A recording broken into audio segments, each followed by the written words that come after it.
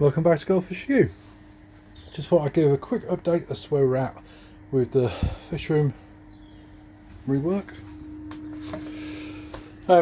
So we're getting there. This is the only wall to do. I've got to do that bit and then put a stud wall in here, but that's for later because we've got to have the lino fitted first. So all I'm doing at the minute is running the pipe work and the electrics and then popping our insulation in. Foil backs 50mm, and there's an air gap down the back, so that'll stop any condensation build up. Nice big holes, and then I just tape them round using foil tape. So tape all the edges all the way around, and then the board sits on the front. Just put that tape back up there so I don't drop it. And our board sits on front like that, something like that. Put these electrics through. I can't in a minute.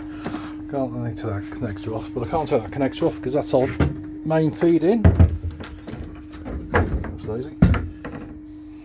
So this is our feed. It blocks off in a minute, which is fine.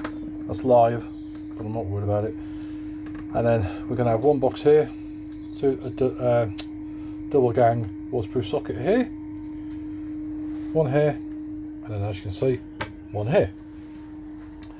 This is our trickle in, the water change. It's got 50mm of insulation behind it, and then it's wrapped in pipe insulation. Sorry, brain getting old. And then this is our waste, our overflow, which I've got to connect up outside at the minute, but you can see it goes through the wall. And then the black plastic is our DPC sheet, which runs all the way under the floor and up all the sides. And you see up the sides, and then hopefully that's going to stop the wood rotting and the floor rotting, because the floor's not in contact with the ground, the walls are not in contact with the brick wall behind, because this wall gets really damp. So they're not connected, they're not screwed to the wall or anything, so there's no way that the damp can get to the wood to do the walls, and that's the same on all the walls. Let's slow down a bit. And you see the rest is all done, all painted in nice grey, which we're going to go all the way around and paint the rest of it in nice grey. I've got to do the door, redo the garage door, and then what I'm going to do is I'm going to get double curtains, thick ones, to hang over the garage door to stop any little draft that may be coming in.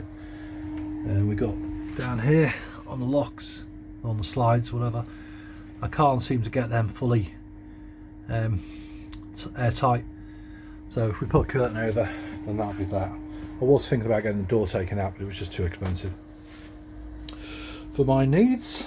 Anyway, so that's where we're at. The reason for the two different boards is I had this lying around, I got it for free from work, so I thought I'd use it on top.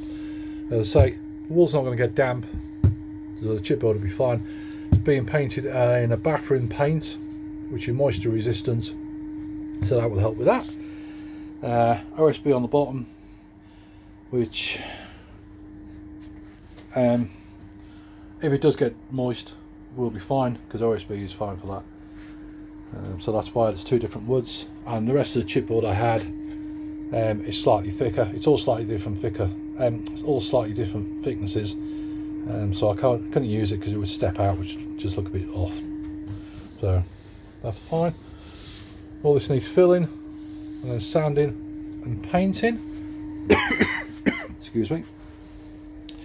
So there's 50mm of insulation on the floor, if you haven't seen that build. And this is tongue and groove chipboard flooring, moisture resistant, supposedly. Put that down before and it rotted.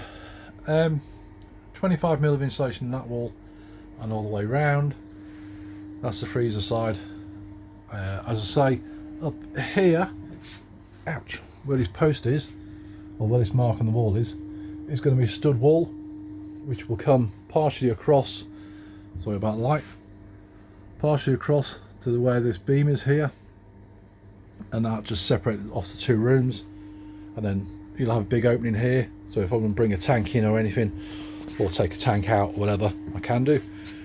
I've got to run an electric feed off that socket up there, just in the corner, run it across the top and drop it down the middle of this wall for a double waterproof socket to go on that wall, so that if I want to put a tank in there, I can do, or whatever.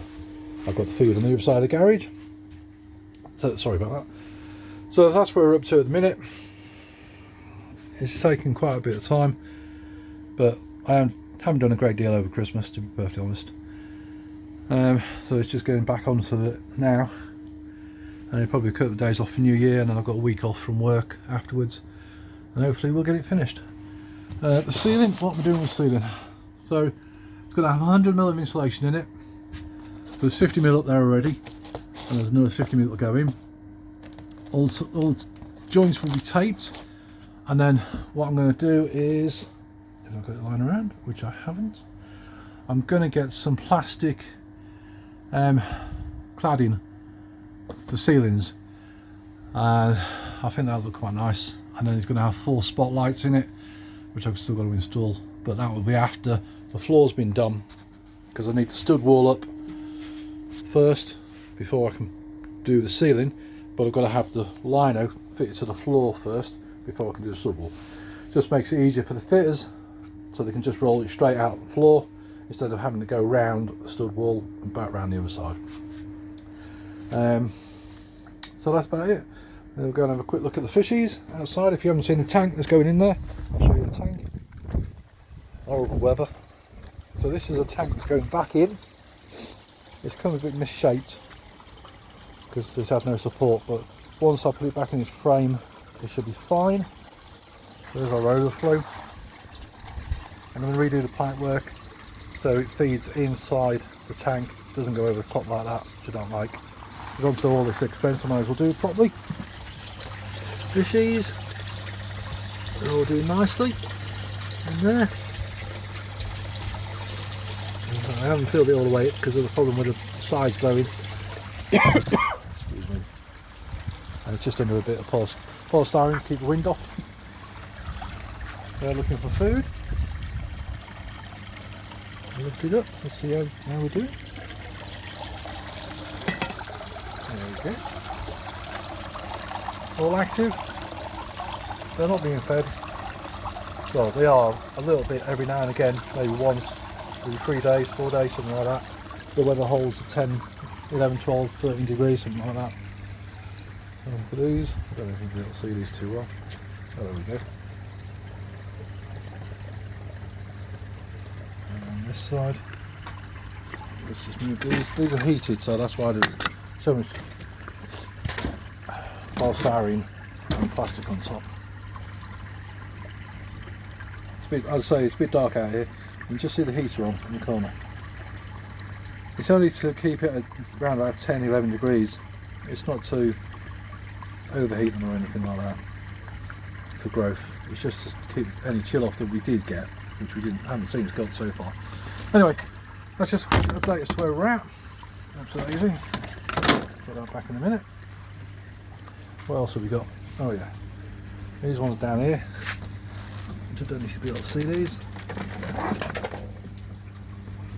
There we go. Not many in there. Just a few. Excuse me. That's insulation. That is making me cough.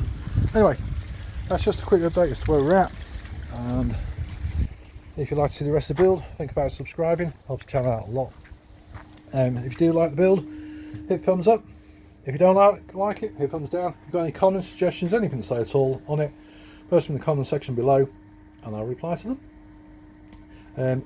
If I don't post another video before New Year's, I hope you have a cracking New Year, and I hope you all had a fantastic Christmas. And I will see you on the next one. Cheers, bye.